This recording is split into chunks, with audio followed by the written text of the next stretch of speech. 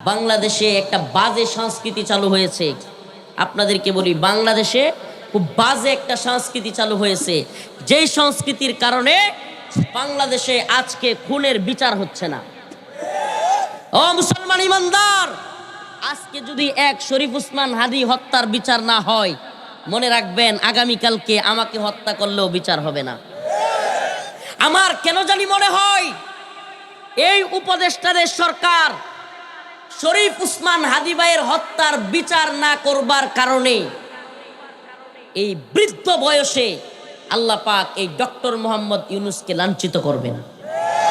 আমি একটা কথা বলে দিলাম আপনাদেরকে, এই যুবক মানুষের মনে এত ভালোবাসা তৈরি করছে যে যদি ডক্টর মোহাম্মদ ইউনূস সাহেবের সরকার এই শরীফ উসমান হাদি ভাইয়ের বিচার সুষ্ঠুভাবে করে যেতে না পারে, এই বৃদ্ধ বয়সে এই লোক পুরো জাতির সামনে লাঞ্ছিত হবে। লিখে রাখেন, বলে দিলাম। আরেকটা কথা আমাদের যুব সমাজকে বলি, প্রিয় উম্মাহ, প্রিয় জাতি, তোমাদেরকে বলি, বিষয়টা এত সহজ নয়। আমরা যেভাবে চেলচেলায়া চিন্তা করতেছি, চেলচেলায়া সরকার করে যাইতেছে, আবার সরকার হয়ে যাইতেছে, আরেক নির্বাচন হয়ে যাইতেছে, সরকার গঠন হয়ে যাইতেছে, আমি নেতা হয়ে যাব, আমি এই করব সেই করব, এত সহজ বিষয় না, এত সহজ বিষয় না। একটা ইশারা দেওয়া হয়েছে যে একজন ক্রিকেটারের যেগুলো সহ্য করতে পারে না, এরা আমাদের দেশে যে কোনো মুহূর্তে হামলাও করতে পারে। যদি পশ্চিমাদের ইন্ধন পায়, যদি পশ্চিমাদের সাহস পায়, যদি পশ্চিমাদের পক্ষ থেকে কোনো সাপোর্ট পায়, আল্লাহ না করুক এই দেশে এরা হামলা করবার দুঃসাহস করতে। কিন্তু আমরা এগুলোর পরোয়া করি? করেন? এই ত্রিশালের মুসলমান পরোয়া করেন? শুনেন, একটা কথা বলি, যদি ব্যক্তি রফিকুল ইসলাম মাদানী বাতিলদের পক্ষে চলে যায়, হকের পক্ষে না থাকে, আমাদের কথায় আসবারও দরকার নাই, শুনবারও দরকার নেই। কিন্তু যদি হকের পথে অটল বিচল থাকতে পারি, যে কোনো মুহূর্তে ময়দানে ডাক দিলে চাপায়া পড়তে হবে। রাজি আছেন ইনশাআল্লাহ? একটা কথা আবারও ক্লিয়ার করে বলে রাখি, এই দেশে তথাকথিত বড় নেতা, এদেশের তথাকথিত বড় অফিসার, এদেশের তথাকথিত বড় উপদেষ্টা, এগুলো জাতির ক্লান্তি লগ্নে দেখবেন সেই ফাউজে চলে যাবে, পালায়া যাবে। লিখে রাখেন, এই দেশকে তারাই রক্ষা করতে পারবে, এই উম্মাহকে তারাই রক্ষা করতে পারবে যারা জাতির যে কোনো ক্রাইসিস মুভমেন্টে কখনো জাতিকে ছেড়ে যায় নাই।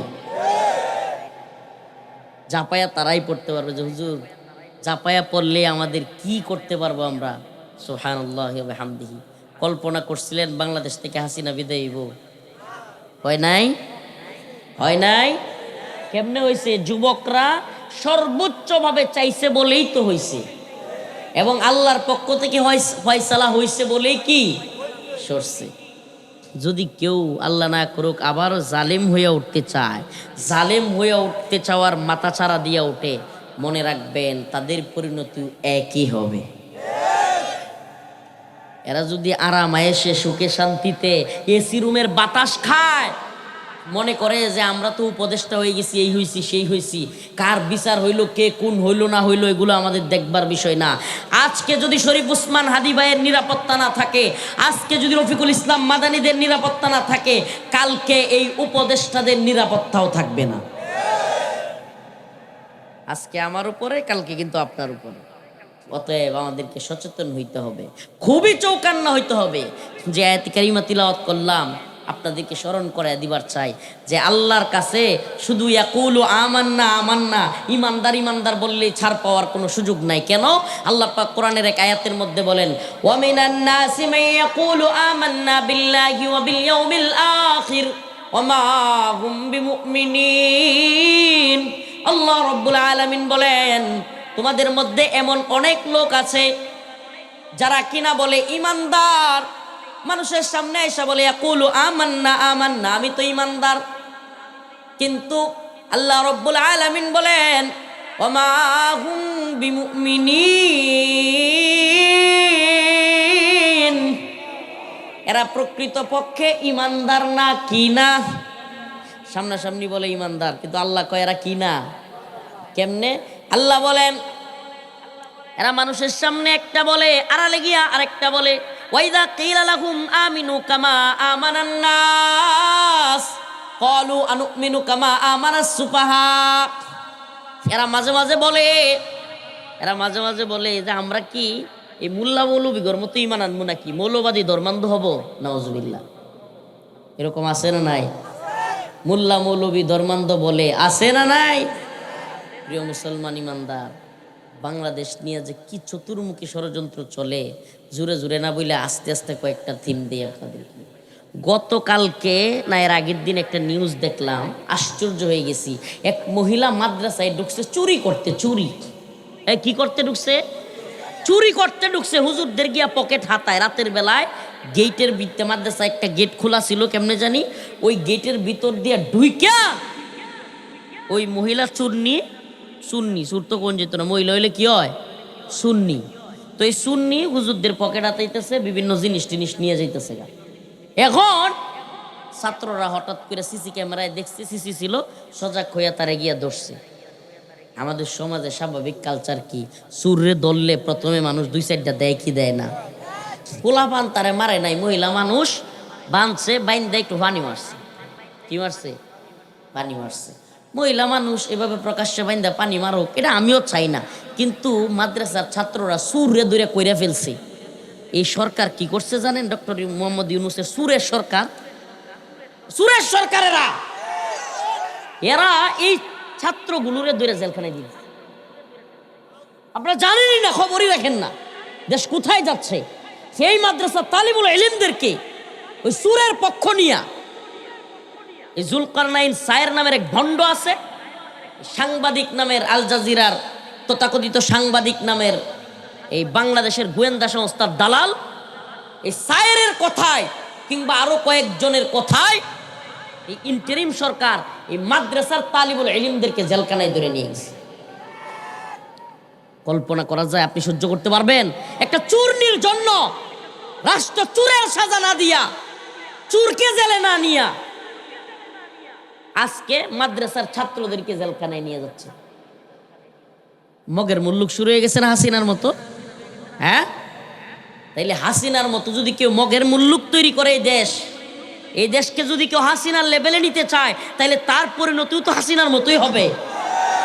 এজন্য আবারও বলছি, দেখবেন এই তথাকথিত নোবেল বিজয়ী এই লোক শেষ বয়সে এই জাতির সামনে লাঞ্ছিত হবে। মাত্র তো 12 তারিখ পর্যন্ত কয়দিন, এই অল্প সময় অপেক্ষা করেন, লিখে রাখেন রফিকুল ইসলাম মাদানী ছোট হুজুর কি বলছিল, কথাগুলো স্মরণ রাখেন। আজকে জানুয়ারি মাসের 6 তারিখ আপনাদের এই 30 সালে প্রোগ্রামে বলে গেলাম। কারণ আপনি মাদ্রাসা তালিবুল ইলমদেরকে দুইটা জেলখানায় দিয়ে দিবেন, অপ্রাপ্ত বয়স্ক ছোট ছোট বাচ্চাদেরকে। আলেম আতাউর রহমান বিক্রমপুরী, মানুষের ভুল থাকতেই পারে, ভুল মানুষের থাকতে পারে, আমাদেরও আছে, আমরা ভুলের ঊর্ধ্বে না, কেউ ফেরেশতা না। কিন্তু একজন আলেম হকপন্থী যে কোনো আন্দোলনে শরিক হয়, জুলাই আন্দোলনে সবচাইতে সামনে থেকে শরিক হয়েছে, আজকে ওই লোকরে ওই শেখ মুজিবের আমলের এক আইন 90 দিনের মামলা ছাড়া 90 দিনের জেল, মানে এটা কোনো মামলা নাই, কিছুই নাই, 90 দিন তারা বন্দি করে রাখবে। এটা কোনো কথা? এটা মাইনা নেওয়া যায়? তাইলে হাসিনাও যা করছিল আপনারাও তাই করতেছেন। তাইলে এই নতুন বন্দোবস্ত, এটা কোন বন্দোবস্ত? এটা কোন নতুন বন্দোবস্ত?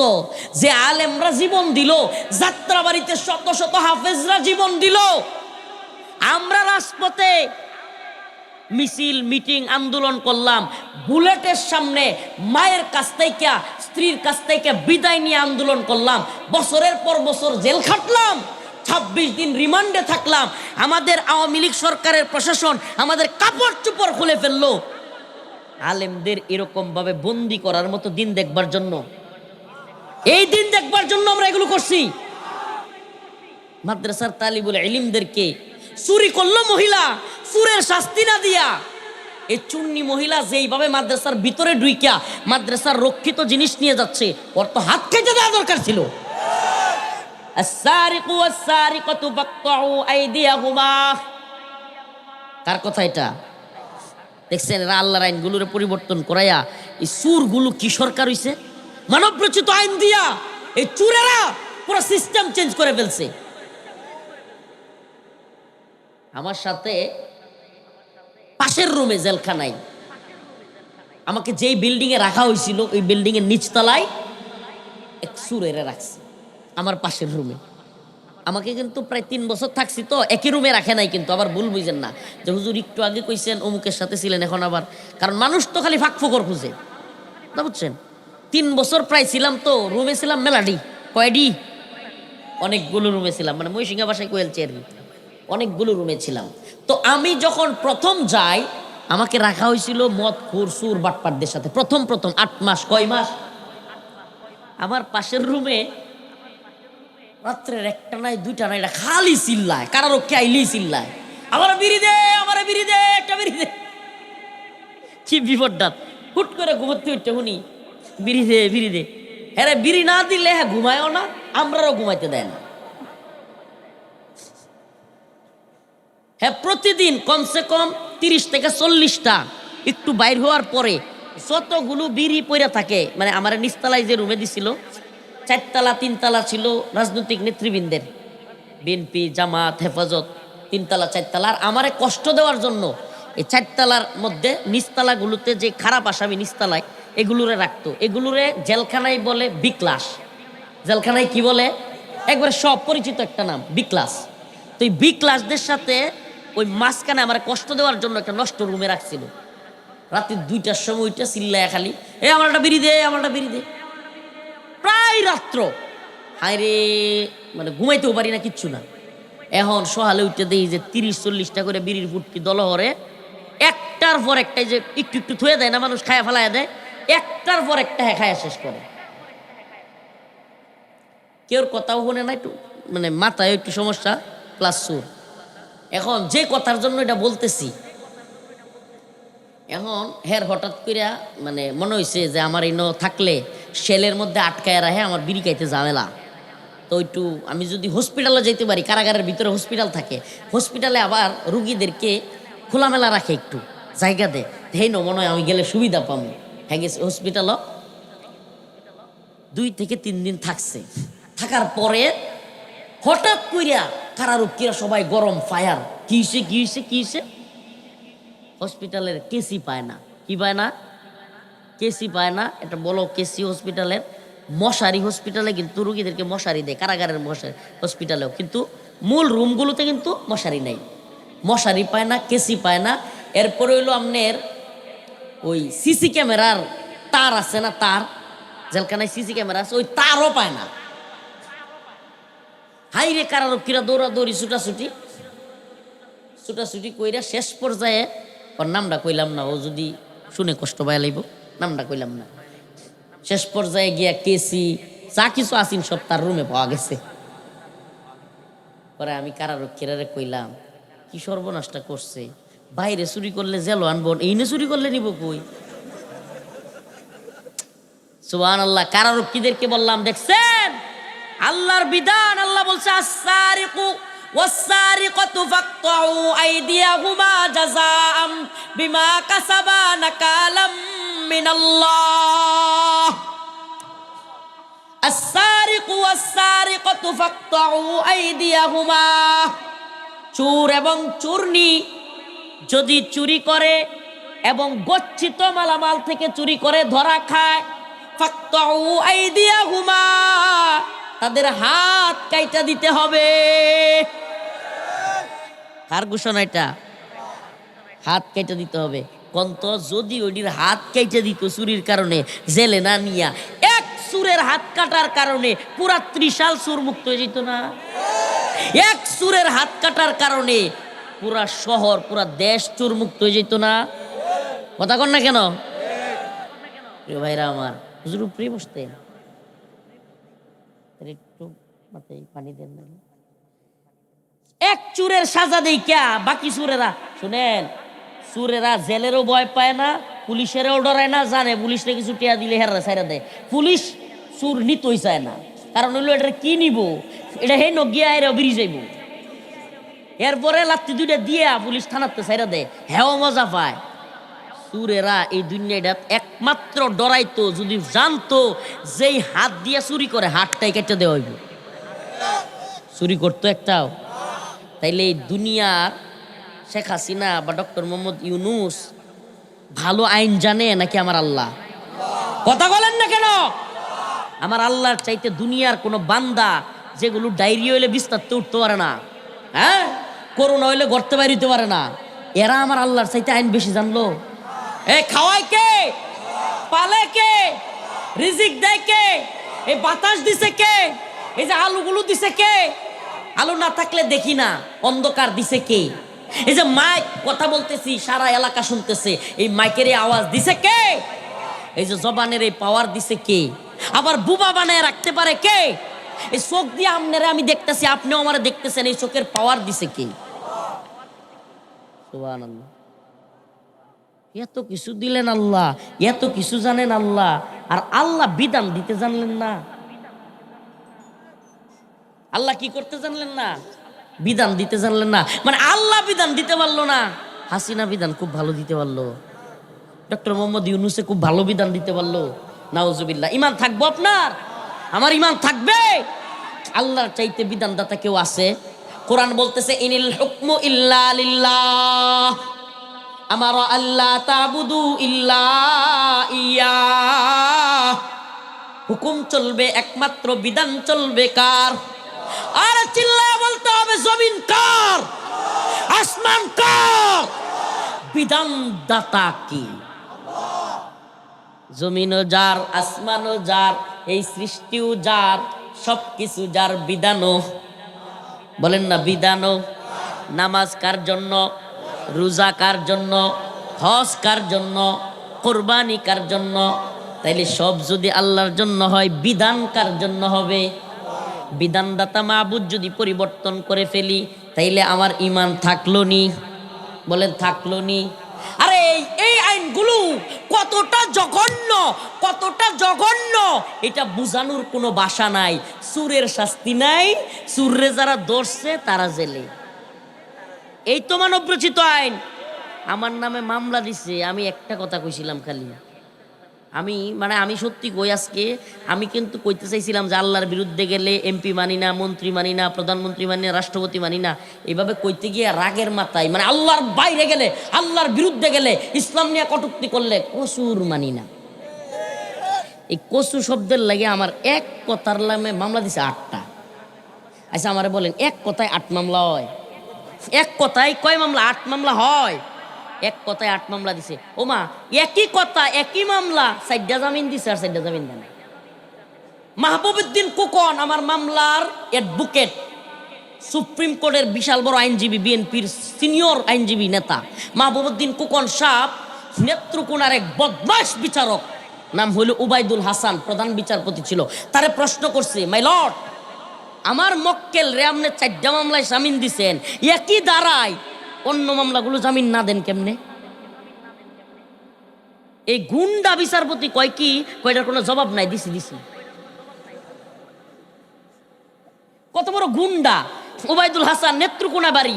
আমি ভাবছিলাম নেত্রকোনা যেহেতু বাড়ি, দেশি মানুষ হারলে দিয়া হইতারে, হারে ভিতরে বয়ে বয়ে দোয়া করতেছিলাম, আল্লাহ দেশি মানুষের কাছে গিয়ে মামলাটা পড়ছে। এটা হইলো আরো বড় দাল আলাও মিলিয়ে। হ্যার ভাই হলো সাজ্জাদ, ওবায়দুল হাসানের ভাই। পরে আমি শুনছি ওবায়দুল হাসানের ভাই হলো সাজ্জাদ, এই শেখ হাসিনার ছিল এক সময়ের পিএস নাকি পিএস। এই কারণে হ্যাঁ মনে করেন যে খুশিতে আমার ভাই প্রধানমন্ত্রীর পিএস, এখন আমার প্রধানমন্ত্রী নিয়ে বক্তব্য দিচ্ছে, মাদানিরে আমি জামিন দিব না। মানে দেশির চাইতে আমি যে নেত্রকোনার লোক, এটার চাইতে তার দল বড় হয়ে গেছে। প্রিয় ভাইরা আমার, বন্ধুগণ আমার, কি বুঝলেন? আবার কি করছে দেখেন, অল্প সময় শেষ করতেছি। আমাদের উপর কি পরিমাণ পরীক্ষা গেছে। আপনারা আজকে কষ্ট পাইতে পারেন, আসলে আমার ওই টাইপের আলোচনা আজকে হবে না, হচ্ছেও না, কিন্তু আমি জানি তারপরেও আমি আপনাদেরকে কিছু মেসেজ দিব পরীক্ষা, যে আমাদের উপর দিয়ে কি পরিমাণ পরীক্ষা গেছে, এখনো পরীক্ষা চলছে কিভাবে। আমার আরেকটা প্রোগ্রাম আছে তো ফুলবাড়িয়া, মাফ করে দিয়েন, সময় মানে সংক্ষিপ্ত, এই জন্য শেষ করে দিচ্ছি। বলতেছে 10 মাস পরে, কয় মাস, 26 দিন আমার রিমান্ডে রাখছে। আবার প্রায় 10 মাস জেলে থাকার পরে হঠাৎ করে আদালতে গেছি, আমারে জিজ্ঞেস করে পিপি কি। পিপি, আপনারা পিপি চিনেন তো? মামলা টামলা যারা চালায় বুঝে, সরকারি অ্যাডভোকেটকে বলা হয় পিপি। হ্যাঁ কইতাছে কি ভাই, ও হুজুর আপনি কি দোষী না নির্দোষ? কয় মাস পরে আমার হচ্ছে রাগ, এটা কিটা কইলো হাইরি। আমি আসলে ওই সময় এতটা বুঝতাম না, কিন্তু 26 দিন রিমান্ডে রাখলো, ইচ্ছা মতো গাইলে এলো, র্যাবে গাইলে এলো, ডিবি গাইলে এলো, পুলিশে গাইলে এলো, হ্যাঁ গোয়েন্দা সংস্থার লোকেরা ইচ্ছা মতো আমাদেরকে আঘাত করলো। এমনও জোরে মারছে, এই কানে মারছে মনে করো চেয়ার থেকে পড়ে গেছে, এমন ভাবে মারছে। হ্যাঁ এখন 10 মাস মাইরা জেলখানায় রেখা এখন কয় আমি দোষী না নির্দোষ। আরে আপনারা যারা আইন কিংবা মামলা একটু চালাইছেন এরা জানেন, চার্জশিট দেওয়ার সময় জিজ্ঞেস করে কি, আর চার্জশিট দেয় কতদিন পরে, কারোটা 2 বছর 3 বছর জায়গা। মামলা চার্জশিট দিতেছে 10 মাস পরে, 10 মাস পরে আমার জিগায় কি দোষী না। এর চাইতে হাস্যকর আইন পৃথিবীতে আছে? আচ্ছা তাইলে যদি আজকে আমি কইছি, বড় আমি কইছি যে আমি কিনা কইতাম, পরে ইয়া কইতেছে আমার উকিলে কইতেছে হুজুর দোষী নির্দোষ বলেন নাইলে আপনার এখনই সাজা হয়ে যাব।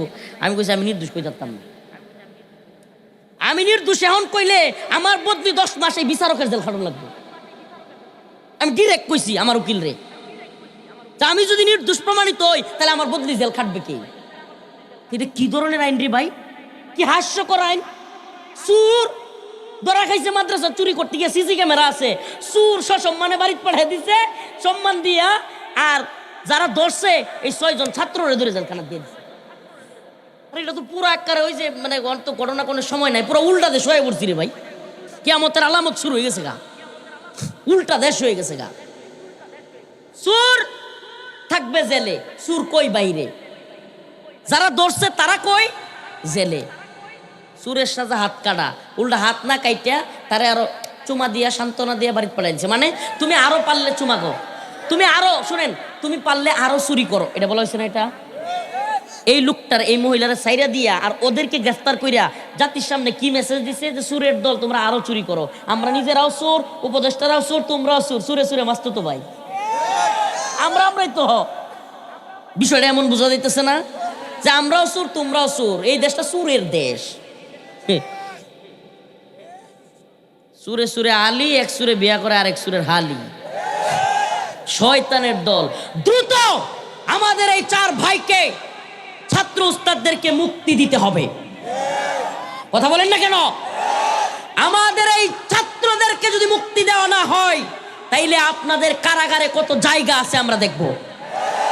আমাদেরকে বাধ্য করবেন না, আমাদেরকে বাধ্য করবেন না, আমরা যে কোনো উপদেষ্টার কার্যালয় ঘেরাও করব। আশ্চর্য কথা, আমাদের এই ছাত্রদেরকে মাদ্রাসা থেকে ধরে নিয়ে গেছে। অনতিবিলম্বে সরকারের প্রতি আমাদের আহ্বান থাকবে, দ্রুত সময়ের মধ্যে আমাদের এই মাওলানা আতাউর রহমান বিক্রমপুরী এবং আমাদের এই ছাত্র ভাইদেরকে মুক্তি দিয়ে দেন, আলেম ওলামাদেরকে মুক্তি দেন। প্রথম আলোর বিরুদ্ধে ফেসবুক স্ট্যাটাস দেওয়ার কারণে মাওলানা আইনুল হক কাসেমীকে গ্রেফতার করা হয়েছে, দ্রুত মুক্তি দিয়ে দেন। আলেম ওলামাদেরকে বন্দী রাখবেন না, হাসিনার চাইতেও নির্মম লাঞ্ছনা আপনাদের জন্য অপেক্ষা করছে। এটা বুঝতেছেন না? এখন একদিনে কিন্তু বারুদ ফাটে না, আস্তে আস্তে মানুষের খুব জমা হইতে হইতে হইতে হইতে হঠাৎ করে দেখবেন পরিণতি ভয়াবহ হয়ে গেছে। আমরা সহ্য করতেছি, ধৈর্য ধরতেছি, আমাদের উপর অনেক পরীক্ষা। প্রিয় জাতি, আখের যে মেসেজটা দেওয়ার জন্য কথাগুলো বলছি, আপনাদের প্রতি বিনীত অনুরোধ থাকবে, আমরা যারা ময়দানে কথা বলি, আন্দোলন সংগ্রামে থাকি, ভালো যদি বাসেন আলহামদুলিল্লাহ, আপনাদের জন্য দোয়া করি, আপনারা মোহাব্বত করেন। যদি কথার কথা আমারে দেখতেও না পারেন, দয়া করে আমাদের নামে মিথ্যা প্রপাগান্ডা ছড়াবেন না। আপনাদের প্রতি আজকের আলোচনার মূল মেসেজটা যে আমাদের নামে না যাই না মিথ্যা প্রপাগান্ডা ছড়ান না। ভাই রে, বিশ্বাস করেন এই দেশ জাতিরে আমরা ভালোবাসি, এই দেশ জাতিরে ভারতের গোলাম হইতে দিব না। কথা দিলাম, আমার ভাই হাদি যে কথা বলছিল যে রাষ্ট্রপতি জিয়াউর রহমানের বিএনপিকে আমরা ভারতের দালাল হইতে দিব না, আল্লামা সাইদি রহিমাহুল্লাহর জামাতকে আমরা ভারতের গোলামি করতে দিব না। কথা দিলাম, আমরা যদি বাইচে থাকি বাংলাদেশে কোনো দলকে, যেই দলই সরকারে আসুক, ভারতের গোলামি করতে পারবে না। ভারতকে যারা দাঁত ভাঙা জবাব দিতে পারবে তারাই সরকারে থাকবে। হাসিনা সরকার থাকতে একটা কথা কইছিলাম যে আমরাও বাহিরে থাকবো আর ভারতের গোলামি চলবে, আলেমরা গ্রেফতার, এই আলেমদেরকে নির্যাতন করা হবে, দুইটা একসাথে হবে না। হয় আমাদেরকে শহীদ করতে হবে, ভিতরে দিতে হবে, না হলে ভারতের গোলামি বন্ধ করতে হবে। আল্লাহ তাআলা আমাদেরকে বুঝার এবং আমল করার তৌফিক দান করুন। আরো জোরে বলেন আমিন। আলিফ লাম মিম। আহাসিবান নাস আন ইউতরাকু আন ইয়াকুলু আমান্না ওয়া হুম লা ইফতানুন। আল্লাহ বলছেন, হে মানুষ, তোমাদেরকে কি পরীক্ষা করা হবে না? তোমরা কি মনে করতেছো তোমাদেরকে এমনি এমনি ছেড়ে দেওয়া হবে? না, তোমাদেরকে এমনি এমনি ছাড়ার সুযোগ নাই, তোমাদেরকে পরীক্ষা করা হবে। সেই পরীক্ষা রাতের গভীরে, এই যে শীতের মধ্যে, কনকনা শীতে, তাহাজ্জুদের সময়ের যে শীত, ফজরের সময়ের শীত, এটা একটা পরীক্ষা আমাদের জন্য। কথা বলেন না? এই সময়ে যারা নামাজ পড়তে পারবে তারাই তো আল্লাহর খাস বান্দা। মিয়া গরমের দিনও পানি দিয়ে উজু করে নামাজ পড়ান তো সহজ, ভাল লাগে। শীতের দিনে যে এই ট্যাপ কিংবা এই কলের পানিটা দিয়ে উজু করে নামাজ পড়তে পারবে, সেই না আল্লাহর প্রকৃত। আমি এগুলা কারো সামনে বলি না, এগুলা ফুটানি পছন্দও করি না। অপু ভাইয়ের দাওয়াতে আমি একদিন গেছিলাম, এগুলো আমি কখনোই বলতে চাই না। পিরাপিরি ভাইয়ের, মিয়া নুরুদ্দিন অপু ভাই, একসাথে শরীয়তপুরে বাড়ি, প্রায় 2 বছর পাশাপাশি রুমে ছিলাম জেলখানায়, একই পাশাপাশি রুমে। তো বাংলাদেশে সবচাইতে বেশি মোহাব্বত করা একজন লোক বিএনপির ভারপ্রাপ্ত চেয়ারম্যান সাহেবের, এটা হলো অপু ভাই। তো অপু ভাই কয়েকদিন বলছে যে আপনি একদিন আসেন, একটু বসের সাথে কথা বলেন, ভাইয়ের সাথে। তো একদিন গেছিলাম, আসর থেকে মাগরিব পর্যন্ত এ আল্লাহর বান্দা, আমি ওপেন বলতেছি, আমি মিডিয়ার সামনে এগুলো বললে সমস্যা কি? এরা হইলো থাম্বনেল দিতে মজা লাগে, এগুলা বলতে চাই না, কখনো আজ পর্যন্ত বলি নাই। উনি দেশে আসার আগে আসর থেকে মাগরিব প্রায় 40 মিনিট রাষ্ট্রের, জাতীয়, আন্তর্জাতিক অনেক বিষয়ে আমি কথা বলছি। 40 মিনিট, 1-2 মিনিট না, কথা বলছেন? এটা আমি কেন বলতেছি যে আমাদের কষ্ট লাগে যখন কিছু লোকের মধ্যে একবার স্থানীয় পর্যায়ের 2-1 জন লোক যখন দেখি যে মানে অযথাই একটা বিষয়কে কঠিন করতেছে, কষ্ট দিচ্ছে, তখন কষ্ট লাগে এটা যে ভাই, আপনি আপনার যে নেতা বা আপনি যার প্রতিনিধিত্ব করতেছেন, সে আসলে এমনটা চায় না, এটা আপনি বুঝতেছেন না। সে এমনটা চায় না, কিন্তু আপনি করে ফেলতেছেন। এই জিনিসটা ভালো হয় না, এই জিনিসটা দিন শেষে ক্ষতির কারণ হয়। প্রিয় ভাইয়েরা আমার, বন্ধুগণ আমার, আমরা তো বললাম যে পরীক্ষা হবেই, মুমিনদের পরীক্ষা হবেই, এগুলো একটা পরীক্ষা। এর মধ্যে আজকে আসছি আরেক পরীক্ষায় পড়ে গেছি গা, রেজাউল করিম ইব্রাহিম ভাইয়ের মাহফিলে আইসা। এটা হইলো ফুলবাড়ি এক প্রোগ্রাম, মুফতি আতিকুর রহমান নাকি মাওলানা আতিকুর রহমান নোমানি, আপনাদের 30 সালের মানুষ।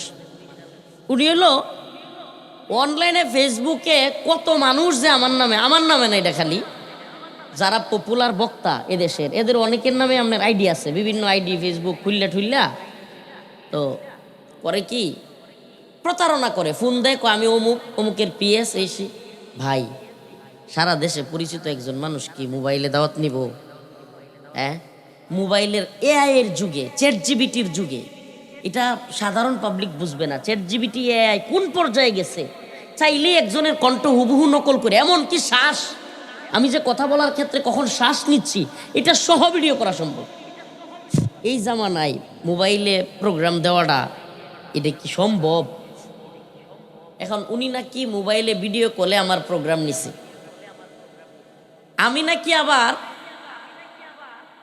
রাস্তায় আসতেছি বইলা আবার গাড়ি নষ্ট হয়ে গেছে বইলা 15,000 টাকাও নিছি।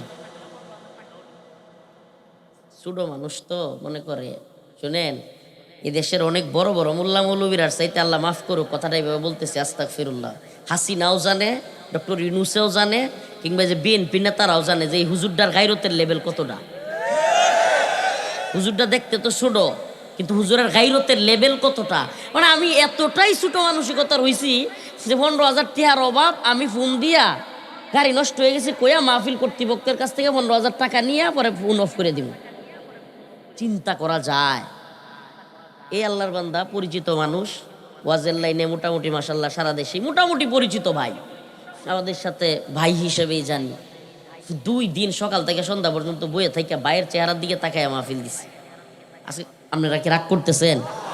আপনারা এলাকার ঘটনা তো এলে কিছুটা কষ্ট আপনারা লোকে শেয়ার করতেছি। এত কষ্ট লাগছে, ইচ্ছা মতো প্রতারণার শিকার হয়েছে, জানেও না কিছু, অথচ উনি চাইলেই ইব্রাহিমী ভাইয়ের কাছ থেকে কিংবা আমার উস্তাদ আছে একজন ত্রিশালে, ওনার মাহফিলে আসছি, করছি, যে কারো কাছ থেকে আমার নাম্বারটা নিয়ে আমার নাম্বারে যোগাযোগ করতে পারত। অনলাইনে প্রতারণার শিকার হইয়া মাহফিলে যখন আমি আসি নাই, মানে আমি আসবো কেমন, আমি তো দাওয়াতি পাই নাই, আমি তো বাড়িতে বয়ে রয়েছি, মাহফিলও নাই, এদিনই তো মাহফিলও ছিল না। এখন লাইভে আইসা ইচ্ছা মতো আমাকে যা পারতেছে দুইজন, তারা আলেম, আতিকুর রহমান নোমানি আর একজন কেডা চরমোনায়ের সম্ভবত উনি এমপি পদপ্রার্থী ইব্রাহিম খলিল। আশ্চর্য হয়ে গেলাম যে আপনারা দুইজন আলেম, একজন আলেমের বাড়িতে খোঁজ খবর না নিয়া, তার সাথে কথা না বইলা ভিডিও কলে এই যুগে যে কেউ প্রতারণা করতে পারে। যে কোনো নাম্বার থেকে, একটা মোবাইল থেকে আরেকটা মোবাইল, এই যে এরা ইউটিউবার যারা, এরা বুঝে এটা, এরকম সেট কইরা আমার হুবহু কণ্ঠ দিয়া যদি দুইটা মোবাইল এরকম রাখা যায়, তাইলে দেখা যাবে যেন ভিডিও কলেই কথা হচ্ছে। সে কিন্তু দুইটা ফোন ইউজ কইরা এই কারসাজিটা করে। আমার লগে কথা কইছে বাটপারে, আর কি কইতা, মানে আমি দাওয়াত দেওয়ার লাগি ফোন দিছি, রফিকুল ইসলাম মাদানী সাহেবের একটা মাহফিল দরকার আমার, আমি ফোন দিছি, আমার সাথেই কথা বলছে। আমি নেত্রকোনার এসপি অফিসে জানাইছি, মামলা করছি, পূর্বদলা থানায় জানাইছি, এমনকি ডিবি অফিসে পর্যন্ত। এখন এ হইল বিশাল চতুর, এক একদিন এক এক সিম ইউজ করে। দুইটারে আমি ধরছিও, লাইভ আছে এগুলো, দুইটারে আমি ধরছিলামও, এরপরে পিটাইছিও, আর তওবা করছে লাইভে আইসা, আর করবে না। ভাই রে, আমরা কি এত সময় আছে যে প্রতিদিন এক একজন প্রতারণা করব? আচ্ছা, সিটি গোল্ডের দোকান থেকে আমনে বা কোনো বাটপাড়ের কাছ থেকে স্বর্ণ কয়ে সিটি গোল্ড কিনে আই না, পরে যদি স্বর্ণের দোকানদারে গিয়া কন যে দোকান টোকান ভাঙিলামু, আমনের মতো বেকুব তো দুনিয়া তার কেউ নাই। মানে আপনি তো সিটি গোল্ড কিনছেন, স্বর্ণের দোকান পর্যন্ত তো আপনি জানি নাই। প্রিয় ভাইরা আমার, এই মাওলানা সাহেব, মানে আমি এত কষ্ট পাইছি, লাইভে আইসা ইচ্ছা মতো মিথ্যা কথা বলছে। ত্রিশালের মানুষ, আপনারা কেউ যদি ওনার সাথে দেখা হয়, ওনাকে জিজ্ঞেস করবেন, হুজুর মাদানী সাহেব হুজুরের কোন নাম্বারে আপনি কথা বলছিলেন, এই নাম্বারটা দেন, আমরা মাদানী সাহেব হুজুরের নামে যতগুলো সিম আছে সবগুলো পরীক্ষা করব, সহজ চেক করব। কষ্ট পাচ্ছেন আপনারা? কথাগুলো বলতেছি অনেক কষ্টে। আপনারা দেখছেন কি ভাষায় আমাকে, নোংরা ভাষায় কথাগুলো বলা হয়েছে। আমি বাটপার, আমি প্রতারক, আমি চিট, আরো আমি কিছু করতাম না, কিন্তু আজকে আমি ডিসিশন নিছি আমি ওনাদের নামে মামলা করব। কারণ আমি আজকে ওনাদের সামনেই বলি, ওনারা তো জেনারেল মানুষ, ওনারা বলবে হুজুর এগুলো আপনি বলতেছেন, হ্যাঁ কষ্টে বলতেছি। আমাকে, আমি ফেসবুকে পোস্ট করি অন্য একটা বিষয়ে, রাষ্ট্রের হাদি ভাইয়ের বিচারের ইস্যু বা বিভিন্ন বিষয়ে, আওয়ামী লীগের লোকেরা ওখানে, কারণ ওরা তো আমরা দেখতে পারে না, ওখানে গিয়ে কমেন্ট করে, হুজুর গাড়ি নষ্ট হওয়ার কথা বলে টাকা নেন, বাটপারি করেন, আর আওয়ামী লীগের বিরোধিতা করেন। আপনি চিন্তা করতে পারতেছেন? মানে ওরা যেহেতু, শুনেন, আমরা যেহেতু, আল্লাহ মাফ করুক, আস্তাগফিরুল্লাহ, আমি গুনাহগার, অদম মানুষ, ছোট মানুষ, কিন্তু কোনো আপোষহীনতা, পেট আর পকেটের দান্দাবাজি, বাটপারি, কোনো নেতার তেলবাজি, সামসামি জীবনে করি নাই। এই জন্য কোনোটা কোনো কেলেঙ্কারি পায় না, তো যখন কোনোটা কিছু পায়, ওই আওয়ামী লীগ বাটপারের দলগুলো তখন লাভ দিয়ে ওঠে, চিন্তা করে এই যে পাইছি রে পাইছি, হুজুর তো ভালো লোক না, জাতি জানুক আমাদের নেত্রী ভালো ছিল, হাসিনাই ভালো ছিল, আর জাতি জানুক এই হুজুরগুলো খারাপ ছিল, মানে হেরা রইল এটা একটা স্বার্থ হাসিলের মাধ্যম। তো এই লোকগুলোকে কথা বলার সুযোগ করে দিচ্ছেন আপনি, আতিকুর রহমান নোমানী। এই আওয়ামী লীগের লোক কিংবা আমাদেরকে যারা দেখতে পারে না, এই সমস্ত লোকগুলোর কাছে আপনি একটা হাদিয়া পাঠাইছেন, এই ভিডিওতে প্রতারণার কথা বলে আপনি একজন পরিচিত আলেম হইয়া একবারের জন্য, এ আল্লাহর বান্দা, আমি লাইভে এসে বলছি যে উনি পারলে ওই নাম্বারটা দিয়ে প্রমাণ করুক, অথবা আমার নামে মামলা করুক যদি আমি প্রতারণা করে থাকি। কথার কথা, উনি একটা বারের জন্য ফেসবুকে এতটুকু লিখতে পারলো না যে আসলে আমরা এক প্রতারণার শিকার হয়েছি, প্রতারক আমাদের সাথে প্রতারণা করছে, আমরা হুজুরের সাথে যোগাযোগ করতে পারি নাই, এখানে হুজুরের কোনো দায় নাই। এতটুকু বললে কিন্তু উনারাও বেঁচে যাইতো গা, আমারও যে বেইজ্জতিটা করছে এটা থেকে কি হয়ে যেত। সম্মানিত মুসল্লিয়ানি কেরাম, আপনারা কি ভুল বুঝতেছেন? কষ্ট নিচ্ছেন? এতটুকু করলে ওই মাহফিলে ওই দিন মারামারির পর্যায়ে স্টেজ ভাঙ্গার পর্যায়ে হাজার হাজার মানুষ এত ক্ষিপ্ত হয়েছে। পরে আমি লাইভের ভিডিওগুলো দেখছি, অথচ আমার ওই দিন মাহফিলই ছিল না। আপনারা, আমি তো কইলে আবার সমস্যা, কালকেই দৌড়িয়া দেখা যাবো যাবো গা মাহফিলের লেগে। আমার হুমানের দিন মাহফিল নাই। আলহামদুলিল্লাহ, আল্লাহর বান্দা আমি ওদম, প্রতিদিন লাখ টিয়া 1.5 লাখ টিয়াও মাহফিলও হাদিয়া দেয়। গেলেই একটা দুইটা প্রোগ্রাম থেকে লাখ 1.5 লাখ টিয়া এমনি দেয়, সাউন্ড লাগে না, বাজেট না, এনি টোটাল একজন পার্সন বাংলাদেশে বলতে পারবে না যে মাদানী সাহেব আমার বলছে যে 1 লাখ টিয়া না দিলে মাহফিলে যাইতাম না। এরকম লুকি আমরা না, এমনি মানুষ দেয়। তারপরেও গতকালকেও মাহফিল ছিল না, আগামীকালকেও মাহফিল নাই, আরও যে কত খালি। আমি মাহফিলই রাখি না, একেবারে কম প্রোগ্রাম করি। আমি মূল আলোচনায় যাওয়ার আগে আমার আয়াতের আলোচনায় এই পরীক্ষাগুলো বলছি। এটা যে আমার জন্য কি পরীক্ষা, বিশ্বাস করেন আমার মানে জেলে যাওয়াটাও মনে হয় এতটা কষ্ট হয়েছে না। এই হুজুররা লাইভে আইসা আমার সাথে না যাই না, ইচ্ছা মতো আমার প্রতারক বাটপার বলাটা, মানে আলেম, আপনি পরিচিত আলেম, আপনি কি করে আরেকজন আলেমের নামে প্রতারক বাটপার বললেন? আপনার কি একটু বিবেকে ধরলো না যে সে তো আমার ভাই, আমি তার সাথে একটু যাই না নেই, পরে ইচ্ছা মতো বলি? এটা করে নাই। আমার উপর কি এটা জুলুম হয়েছে না? বলেন, জুলুম হয়েছে না?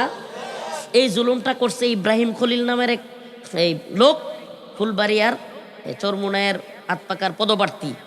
আরেকজন হইল ত্রিশালের, নাম কি? হ্যাঁ, আপনারা এটা জানিয়ারা হইছে।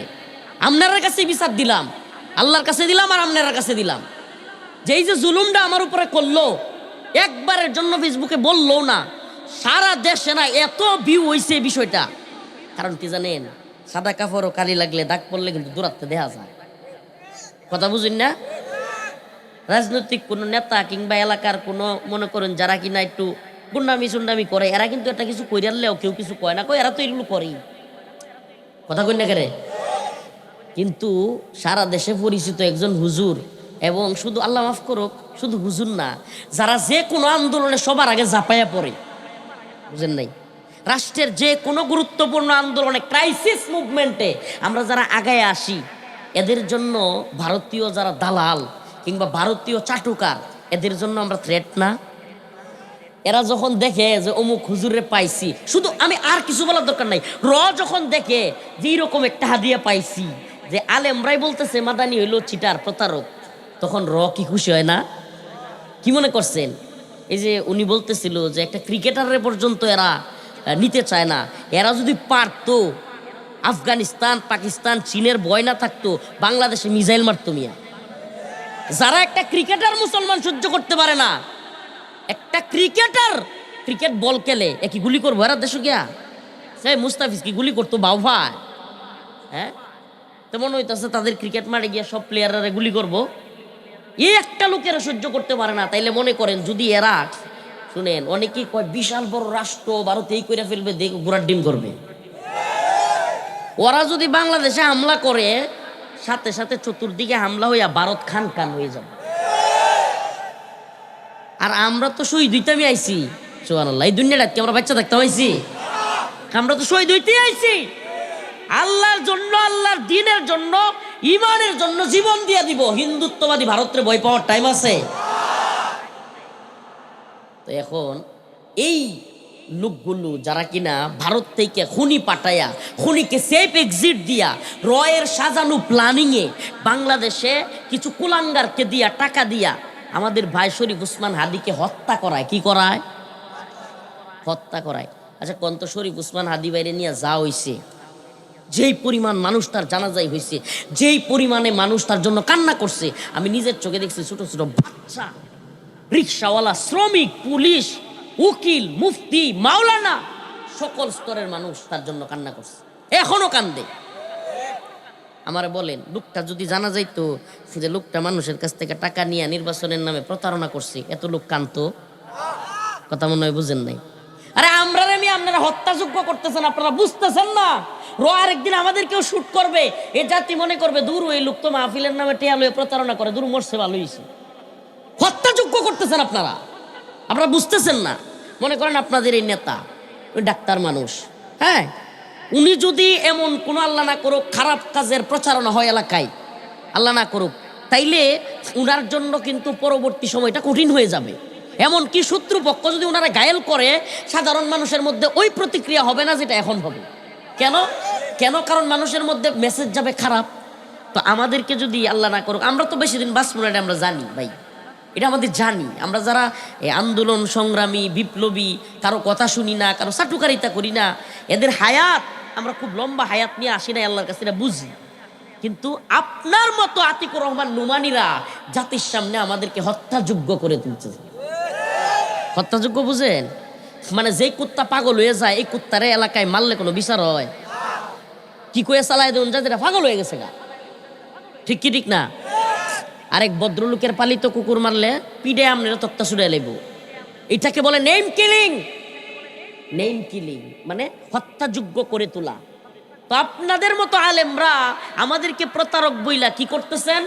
নেম কিলিং করে আপনি আমাকে হত্যাযোগ্য করে তুলছেন। বিশ্বাস করবেন, আজকে ওই কমিটি লাঙ্গলবন্দের, এটি কইতাম না আপনার সামনে, এ নেয় বই রয়েছে। আমি তো খাইতেও পারছি না, কি কয় একটু চা খাবো এটার সময়ও পাইছি না, এরপর একটু অজু করে 2 রাকাত এসে নামাজ পড়ছি না, মুসাফির মানুষ 2 রাকাত নামাজ পড়বো, এই সময়টা পর্যন্ত পাইছি না। কষ্টে কথাগুলো বলতেছি। এই কমিটি বই রয়েছে। আমি বাইরে বললাম আপনারা কি করছেন? একে তো এই কমিটি চাপ দিতেছে, মানে হুজুর একটা প্রোগ্রাম দেন, হুজুর আমরা তো আমরা প্রতারণার শিকার, হুজুর আমরা বুঝতাম পারছি। আপনারা বুঝতাম পারছেন মিয়া, তাইলে আতিকুর রহমান নোমানীরা নিয়ে আসেন, ওনার বাড়ি ত্রিশাল, হিম্মত থাকলে উনি সামনে এসে বসক, উনি প্রমাণ দিয়া বলক যে হুজুরে আমি দাওয়াত দিছিলাম। এটা না করে এখন যে আমার এই বিরক্ত করতেছেন, প্রায় আধা ঘন্টা সময় আমার শেষ করে দিচ্ছে। এই আধা ঘন্টায় আমি উজু করতে পারতাম, একটু নাস্তা করতে পারতাম, কিংবা একটু আমি খাওয়া দাওয়া করতে পারতাম, কিচ্ছু করতে পারি নাই ভাই। এত দূর থেকে আসছি, আমার শ্বশুর হাত ভেঙে গেছে, আমাদের নেত্রকোনার জেলা বিএনপি সভাপতি প্লাস ডাক্তার, এই নয়া ডাক্তার পাইলাম আনোয়ার ভাই, ডাক্তার আনোয়ার ভাইয়ের চেম্বারে আমি নিজে ময়মনসিং থুই আইছি, হসপিটালে রাইখা ভাই আমার শ্বশুরকে আমি এনে আসছি। তাহলে বুঝেন কিরকম বিড়ম্বনার মধ্যে যাইতেছি, মানসিকভাবে খাওয়া দাওয়া করি নাই। তো এই অবস্থায় আইসা আমি এইগুলোর শিকার এখানে হয়েছি। এটা পরীক্ষা, আসলেই পরীক্ষা। একে তো হইলো আমাকে প্রতারণা এসে, আমি বললাম যে ভাই এরা বুঝাইও পারি না, যায় না। এক পর্যায়ে বলতেছি যে এরা ধাক্কা দেন কষ্টে। আমি বলতেছি যে ভাই আপনাদের যদি কথা বলার থাকে, আপনারা ওই 2 জন লোক নিয়ে আসেন যারা আমাকে অনলাইনে প্রতারণা বাটপার বলছে। এখন পর্যন্ত তারা একটা ফেসবুক পোস্ট পর্যন্ত করে নাই যে হুজুর আমরা দাওয়াত পৌঁছাইতে পারি নাই, আমরা প্রতারণার শিকার হয়েছি। আচ্ছা, এটা বললে মানুষ কি তারা মাথায় বাড়ি দিব? বলেন, তাদেরকে মাথায় বাড়ি দিবে কেউ? আপনাদের সামনে, ওনার সামনে রেখে বিচারটা ত্রিশালের মানুষের কাছে আমি দিয়ে গেলাম যে আমার উপরে এই জুলুমটা হয়েছে, এবং আমি আইনানুগ ব্যবস্থা কেন নিব এটাও বলি। আমি একটা জিনিস চিন্তা করতেছি, এই অনলাইনের বিষয়গুলো কিন্তু দীর্ঘদিন থাকা যায়, দীর্ঘদিন থাকে, যেই কারণে পরবর্তীতে কিন্তু এই প্রতারণার নামে অন্য একজন আমার নামে ক্লেম দিতে পারবে। এই জন্য আমি একটা জিডি বা একটা কিছু কইরা রাখবো। কেন? কারণ অন্তত জানা থাকলো আইনি ভাবেও যে আমি ধোঁকা দেই নাই, ধোঁকা তারা দিচ্ছে। আল্লাহ আমাদেরকে ক্ষমা করুক, বলে না আমি। এই আলোচনায় নিয়ে শেষ। কষ্ট নিছেন? কষ্ট নিছেন? কষ্ট পাইলে মাফ করে দিয়েন যে এটা হুজুর ওয়াজের বিষয়, কিন্তু আমি আমনে করি না। 30 মানুষ, 30 ইস্যু আজকে আবার গড়ছে লিয়ে কই লাইলাম। আল্লাহ রাব্বুল আলামিন, আমি যে আয়াতে কারিমা তিলাওয়াত করেছি, পরীক্ষার কথা, সবরের কথা, এবং পূর্ববর্তী নবী আলাইহিস সালাম তাদেরকেও যে পরীক্ষা করা হয়েছে, সেই বিষয়ে আল্লাহ রাব্বুল আলামিন মুমিনদেরকে ইঙ্গিত দিয়েছেন। আলিফ লাম মিম আহাসিবান নাস আন ইউতরাকু আন ইয়াকুলু আমান্না ওয়া হুম লা ইফতানুন। তো আমাদের সবরের জায়গা তো একটাই, যে দুনিয়ায় খালি শত্রুপক্ষের কাছ থেকে পরীক্ষা আইতো না, বন্ধুদের কাছ থেকে, ভাইদের কাছ থেকেও পরীক্ষা আসবে। আর ভাইদের কাছ থেকে, বন্ধুদের কাছ থেকে, সেম দাড়ি টুপিওয়ালাদের কাছ থেকে যেই কষ্ট আসবে, এটা আরো কঠিন কষ্ট, এটা আরো কঠিন কষ্ট। আল্লাহ পাক বলতেছেন, হাসিবান নাস আন ইউতরাকু আন ইয়াকুলু আমান্না ওয়া হুম লা ইফতানুন।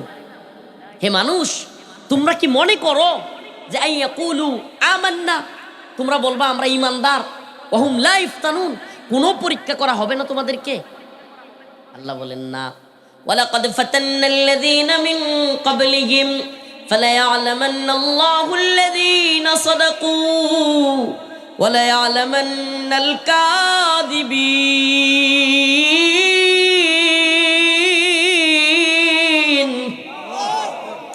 আল্লাহ রাব্বুল আলামিন বলেন, তোমাদের পূর্ববর্তীদেরকেও আমি পরীক্ষা করেছি, যুগে যুগে নবী আলাইহিস সালামদেরকে পরীক্ষা করেছি, হযরতে মূসা আলাইহিস সালামকে পরীক্ষা করা হয়েছে, পরীক্ষা করেছি সামিরীর মাধ্যমে, বাসুরের মাধ্যমে, ফিরাউনের মাধ্যমে।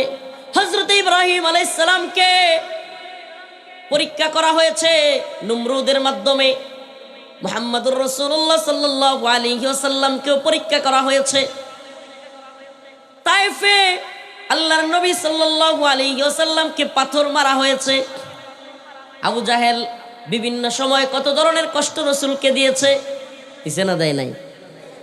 যুগে যুগেই সাহাবায়ে কেরাম পরীক্ষার শিকার হয়েছেন। খুবাইব খাব্বাব রাদিয়াল্লাহু আনহু, হযরতে বিলাল মাটির মধ্যে গরম বালির মধ্যে শুয়ে রাখা হয়েছে, তারপরে ওই বালির মধ্যে তার শরীরটা পিটাইয়া দাগ করতে করতে উত্তপ্ত মরুভূমির গরম বালিতে ফেলে রাখা হয়েছে। তবুও তিনি বলতেন আহাদ আহাদ আহাদ, সুবহানাল্লাহ। হযরত আবু বকর রাদিয়াল্লাহু আনহু আজাদ কইরা হযরতে বিলাল রাদিয়াল্লাহু আনহু জিজ্ঞেস করলেন, বিলাল, আমার একটা প্রশ্ন, আল্লাহর এত নাম থাকতে আমনের জোহরি কাফেররা মারতো, তখন আপনি খালি আহাদ আহাদ বলতেন। আবু বকর, আহাদ আহাদ বললে ওই কাফেররা দেখতাম জ্বলতো বেশি, সুবহানাল্লাহ। ওই কাফেরদের মনে আরো বেশি হিংসা আর কষ্ট হইতো, এর লেগে আমি আহাদ কইতাম, সুবহানাল্লাহ। মানে আহাদ মানে আল্লাহ এক, সুবহানাল্লাহ, এক এক, এটা কইলে এরা আরো কষ্ট পাইতো। প্রিয় ভাইরা আমার, চিন্তা করছেন ওনারা সর্বোচ্চ পরীক্ষার শিকার হয়েও কি বলতেন? আহাদ আহাদ। ইমাম, আমরা যাদের নাম শুনছি ইমাম, সমস্ত ইমামদেরকে, সমস্ত ইমাম, ইমাম আবু হানিফা রাহমাতুল্লাহ আলাইহি, ইমাম আহমদ ইবনে হাম্বল, ইমাম মালিক, ইমাম শাফিঈ, সমস্ত ইমামদেরকে জেল খাটতে হয়েছে। কল্পনা করতে পারেন? আমি একটা কথা বলি, যে কথাটা এইভাবে কেউর মুখে শুনবেন না। জুলুম তো চায়া নেওয়া ঠিক না, আমি জুলুম চাচ্ছিও না, আল্লাহ মাফ করুক, আস্তাগফিরুল্লাহ। কিন্তু এই রাষ্ট্রে যেইভাবে বহির্বিশ্বের, ভারতের বলেন, আমেরিকার বলেন, যেইভাবে তাবেদারি চলে, গোলামি চলে, আমি অবাক হব না, আল্লাহ মাফ করুক, হকপন্থী আলেমরা যদি আবারও, আল্লাহ না করুক, কোনো খারাপ সিচুয়েশন হয়, আবারও জেলে যাওয়া লাগবে না, এটা আমি শিওর না। যারা শিউর, যারা মনে করে ক্ষমতার বাগবাটোয়ারা পাইলাইছি, ক্ষমতার খুব কাছাকাছি আয়া পড়ছি, এরা দেখবেন ধরা খাইলে চিল্লায়ও বেশি, কান্দেও বেশি। আমরা এত কান্না করি না কেন জানেন? আমরা চিন্তা করি যে হক কথা কইতে হইলে যে কোনো জামানায় বিপদে পড়া লাগতে পারে, তুই লেগে এত টেনশন করি না। আল্লাহর জমিন, আল্লাহর দিন, আল্লাহর জমিনে বাস করি, হক কথা বলবই। কামানের সামনে, বুলেটের সামনে যা মিসাইল মারো, আল্লাহর দিনের পক্ষে কথা বলতে হবে। যত বাধা, যত বিপত্তি আসুক, এই জমিনে হকপন্থী কথা বলতে হবে। যদি শহীদ হয়ে যায়, শহীদ হয়ে যাব, জেলখানায় যাওয়া লাগে জেলখানায় যাব, কিন্তু আল্লাহর জমিনে কোন সরকারের সময় হক কথা বলা থেকে বিচ্যুত হব না।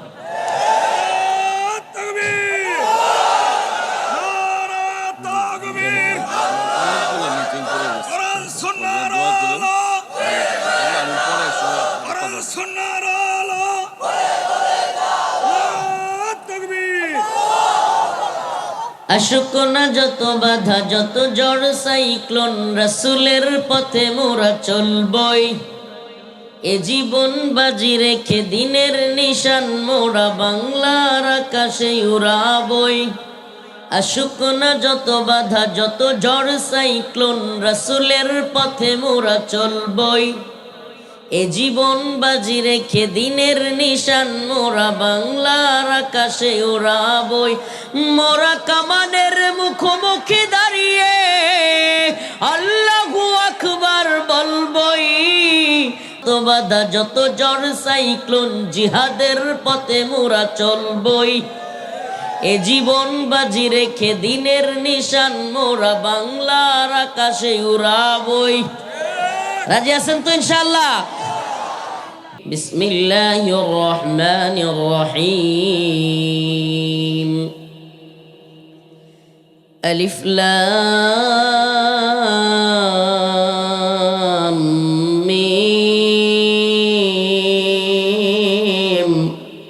আহাসিবান নাসু আন ইউতরাকু আন ইয়াকুলু آمنا وهم لا يفتنون ولقد فتنا الذين من قبلهم فليعلمن الله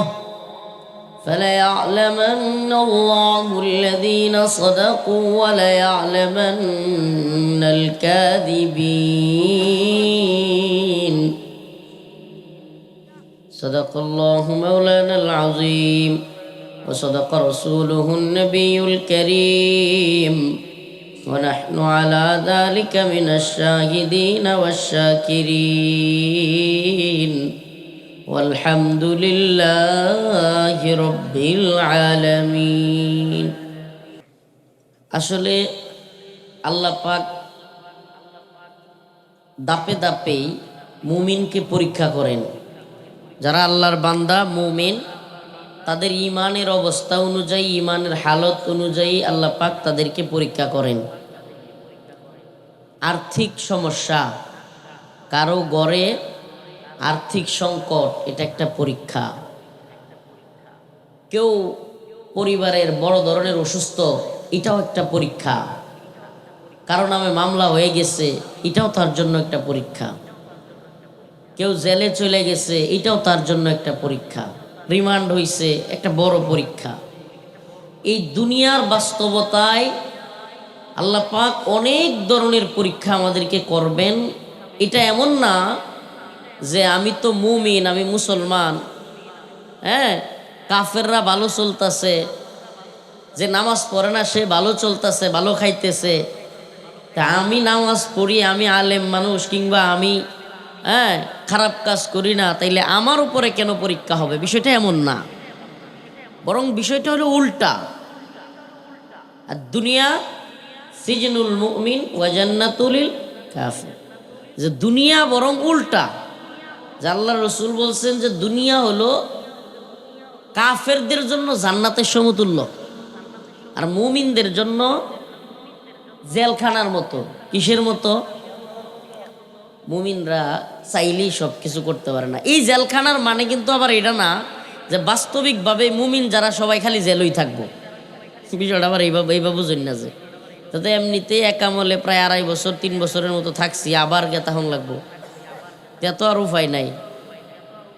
হাদিসটার ব্যাখ্যা হইল এরকম যে মুমিনের জন্য দুনিয়া জেলখানা মানে কি? জেলখানা মানে হইল মুমিন মন চাইছে, আল্লাহ না করুক, শাহওয়াত উঠছে, একটা মেয়েরে দিয়ে ভাল লাগছে, হ্যাঁ, মেয়ের সাথে তার থাকতে মন চাচ্ছে, কিংবা তার সাথে, কিন্তু সে বেপরদায় যাবে না, সে ওই মেয়েটার সংস্রবে যাবে না, এবং কোনো ধরনের কুপ্রস্তাব তাকে দিবে না। কিন্তু তার মনটা কি চাচ্ছে, মনটা কি করতেছে? তাহলে মন চাচ্ছে, সে করতে পারতেছে না, এটা এক ধরনের কষ্ট না?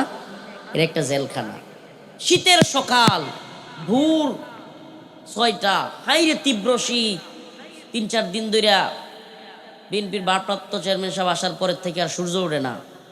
এই যে কঠিন পরিস্থিতি, ফজরের সময় হাইরে হাড় কাঁপানো শীত, উড়া যাইতেছে না, এটা এই বেড়ার দোষ না, উনার দোষ না এটা, কিন্তু আল্লাহর কুদরতে মিলে গেছে। উনি আসার পরের দিন থেকে আর কি হয় না, এখন আজকে আলহামদুলিল্লাহ কিছুটা উঠছে।